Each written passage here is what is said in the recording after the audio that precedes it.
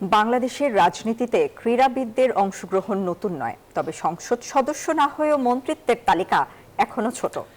দর্শক, সেই সংক্ষিপ্ত তালিকায় নতুন নাম জাতীয় দলের সাবেক অধিনায়ক ও দেশের অন্যতম সেরা গোলকিপার আমিনুল হক। মঙ্গলবার যুব ও ক্রীড়া প্রতিমন্ত্রী হিসেবে টেকনোক্র্যাট কোটায় শপথ নিয়েছেন তিনি। গোলবারের নিচে দাঁড়িয়ে অসংখ্য আক্রমণ ঠেকিয়েছেন, হাজারো দর্শকের চিৎকারের মাঝে ঠান্ডা মাথায় দলকে উপহার দিয়েছেন দারুণ সব জয়। সেই আমিনুল হক এবার দেশের রাজনীতির বড় মঞ্চে ক্রীড়াঙ্গনের সবুজ ঘাস পেরিয়ে এবার ক্ষমতার করিডোরে পা রাখলেন সাবেক এই ফুটবলার। আনুগত্য পোষণ করিব।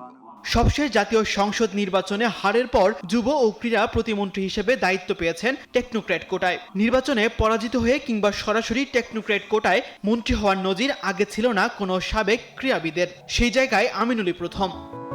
সবার জন্যই ভালো চপস্টিক ইনস্ট্যান্ট নুডলস। বাংলাদেশের ইতিহাসে ক্রীড়াবিদ থেকে সংসদ সদস্য হয়ে মন্ত্রিত্ব পাওয়ার নজির খুবই কম। শুরুটা হয়েছিল সাবেক ফুটবলার অবসরপ্রাপ্ত মেজর হাফিজউদ্দিন আহমেদ বীর বিক্রমের হাত ধরে, পরে যুক্ত হন আরিফ খান জয়, আর এবার সেই তালিকায় নতুন সংযোজন আমিনুল হক। এদিকে ক্রীড়া প্রতিমন্ত্রী হিসেবে দায়িত্ব পাওয়ায় আমিনুল হককে অভিনন্দন জানিয়েছে বাংলাদেশ ক্রিকেট বোর্ড ও বাংলাদেশ ফুটবল ফেডারেশন। তাছাড়া শুভেচ্ছা জানিয়েছে ক্রীড়া সাংবাদিকদের সংগঠন বিএসজে। তাসবিহ শরণ, নিউজ 24, ঢাকা।